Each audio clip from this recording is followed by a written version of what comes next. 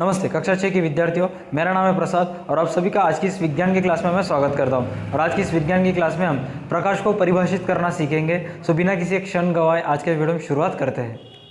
परिचय। स्कूल में अब समय खाने का समय है। आप और आपके दोस्त लॉन में हैं। अचानक एक चमकदार रोशनी आपकी आंखों से टकराती है। आप और आपके दोस्त वहां से दूसरी तरफ हो जाते हैं। इस बार ये चमकदार रोशनी आपके एक दोस्त से टकराती है। लगता है जैसे ये चमकदार रोशनी आपके पीछे पीछे चल रही है। आप भ्रमित हो जाते हैं। आप इधर उधर देखते हैं। तभी आपको थोड़ी दूरी पर आपका दोस्त अमन अपने हाथ में एक आईना लिए नजर आता है।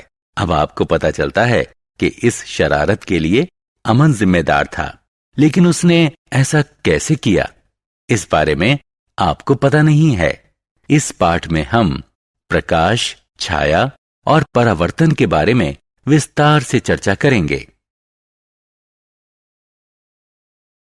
उद्देश्य।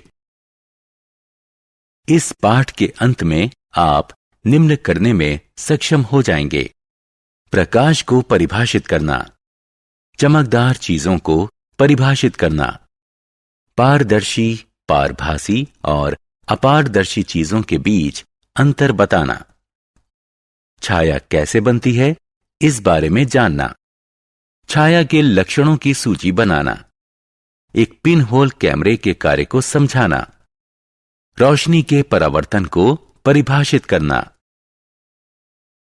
प्रकाश क्या है? रात का समय है और आप घर के अंदर कदम रखते हैं। चारों तरफ अंधेरा है। सब कुछ काला लगता है। आप कुछ भी देख नहीं पाते। आपके पिता लाइट जला देते हैं। अब आप सब कुछ साफ साफ देख पा रहे हैं।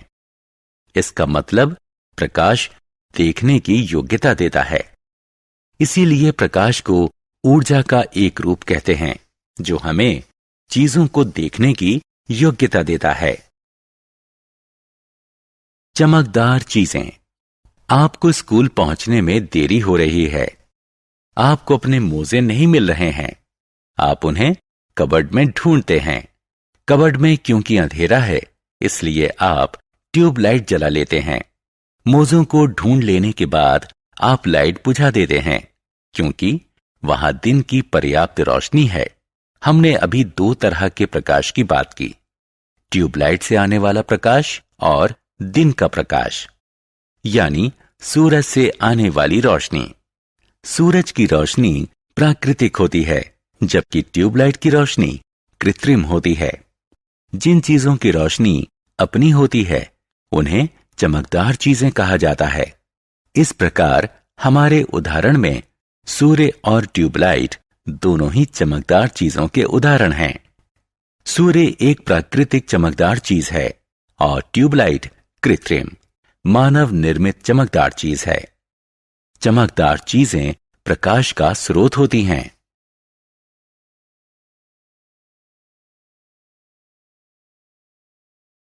पारदर्शी, अपारदर्शी और पारभासी चीजें। चीजों को पारदर्शी, पारभासी या अपारदर्शी इस आधार पर कहा जाता है जिस तरह वे प्रकाश के साथ पेश आती हैं।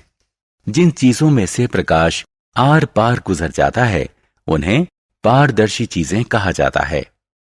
किसी पारदर्शी चीज में से उस पर पड़ने वाला अधिकतर प्रकाश दूसरी ओर निकल जाता है, इसलिए हम उनके आर पार देख सकते हैं। शीशा, साफ हवा और शुद्ध पानी आदि पारदर्शी चीजों के उदाहरण हैं। जिन चीजों के आर पार प्रकाश नहीं गुजर पाता, उन्हें अपारदर्शी चीजें कहा जाता है। परिणाम स्वरूप हम उनके आर पार नहीं देख सकते। जब प्रकाश किसी अपारदर्शी चीज पर पड़ता है, तो इसकी छाया दूसरी ओर बन जाती है। लकड़ी, धातु की शीट, गहरे रंग वाली प्लास्टिक और पत्थर आदि अपारदर्शी चीजों के उदाहरण हैं। जो चीजें आंशिक रूप से पारदर्शी और आंशिक रूप से अपारदर्शी होती हैं, उन्हें पारभासी चीजें कहा जाता है। प्रकाश इनमें से छितरकर या डिफ्यूज होकर गुजरता है। फ्रॉस्ट किया गया शीशा, ट्रेसिंग पेपर, ग्रीस्ड पेपर आदि पारभासी चीजों के उदाहरण हैं। प्रकाश कैसे चलता है? आप और आपका भाई आशीष स्कूल से अभी अभी लौटे हैं। आपकी मां आप दोनों को पीने के लिए लेमनेड देती हैं। आपका शरारती भाई ग्लास में से स्ट्रॉ को निकालकर उसमें से आपको देखने की कोशिश करता है। कुछ समय बाद ये पतली स्ट्रॉ मुड़ जाती है। अब जब आशीष इसमें से आपको देखने की कोशिश करता है तो वो सफल नहीं हो पाता। क्या आपके भाई की ये गतिविधि कुछ साबित करती है? जी हां, करती है। ये साबित करती है कि प्रकाश एक सीधी रेखा में ही चलता है। छाया का निर्माण। रविवार की सुबह आप दूध खरीदने बाजार जा रहे हैं। सूर्य सामने से आप पर चमक रहा है। आपको अपने पीछे जमीन पर अपनी छाया नजर आती है। उसी दिन शाम को आप पार्क में फुटबॉल खेलते हैं। सूर्य की किरणें आपकी कमर पर पड़ रही हैं।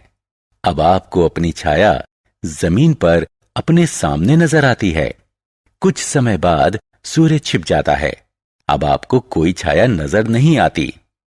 आप भ्रमित हो जाते हैं। आप जानना चाहते हैं कि छायाओं का निर्माण कब होता है।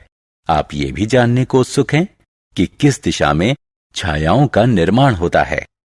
छायाओं का निर्माण तब होता है जब प्रकाश के रास्ते में कोई अपारदर्शी चीज रख दी जाती है। छायाओं को केवल एक स्क्रीन पर ही देखा जा सकता है।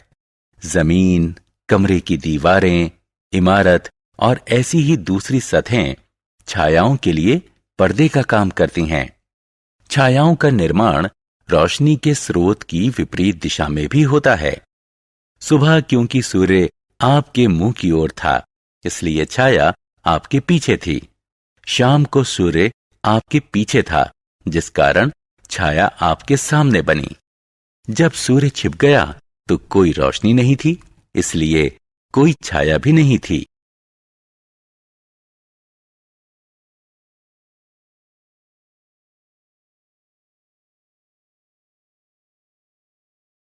छायाओं के लक्षण।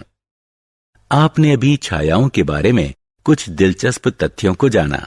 आइए अब छायाओं के कुछ महत्वपूर्ण लक्षणों की लिस्ट बनाएं। छाया का निर्माण तब होता है जब प्रकाश किसी अपारदर्शी चीज पर पड़ता है। छाया का निर्माण उस दिशा में होता है जो प्रकाश के स्रोत के विपरीत होती है। छाया की बाहरी आकृति चीज की बाहरी आकृति से मेल खाती है। प्रकाश जितना चमकदार होगा, छाया उतनी ही घनी होगी। प्रकाश या चीज का रंग कुछ भी क्यों ना हो, छायाएं हमेशा गहरे रंग की होती हैं। प्रकाश का स्रोत किसी चीज के जितना नजदीक होगा, छाया उतनी ही बड़ी होगी। प्रकाश का स्रोत चीज से जितना दूर होगा, छाया उतनी ही छोटी होगी।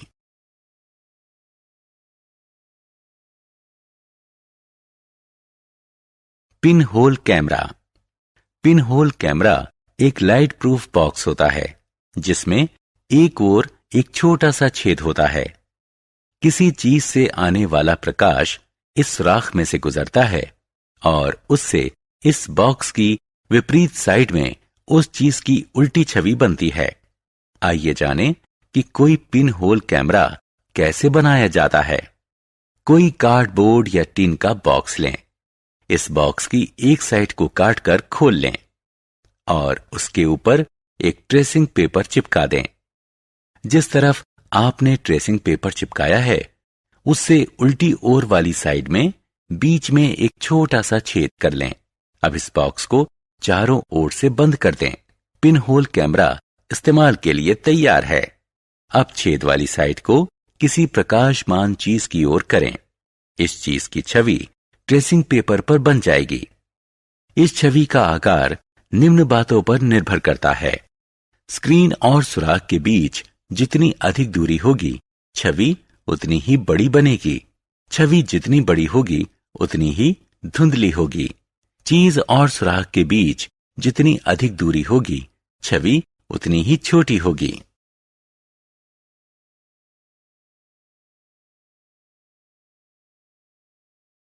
परावर्तन।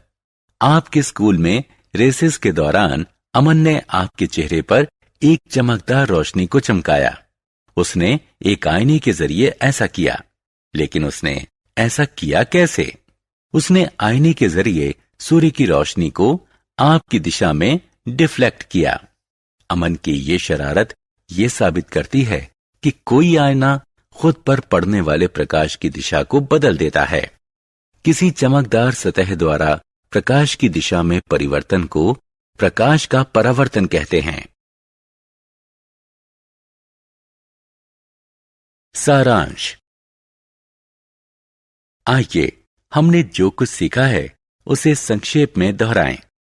प्रकाश ऊर्जा का एक ऐसा रूप है जो चीजों को देखने लायक बनाता है। प्रकाश एक सीधी रेखा में चलता है। जिन चीजों से होकर प्रकाश गुजर सकता है उन्हें पारदर्शी चीजें कहा जाता है।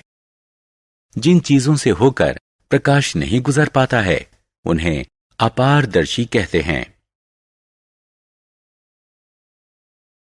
जो चीजें आंशिक रूप से पारदर्शी होती हैं और प्रकाश को अपने आर पार फैलाकर गुजारती हैं उन्हें पारभासी या अर्धपारदर्शी कहते हैं।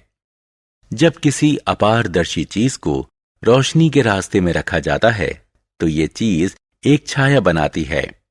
जब कोई चमकदार सतह प्रकाश की दिशा को परिवर्तित करती है तो इसे रोशनी का परावर्तन कहते हैं।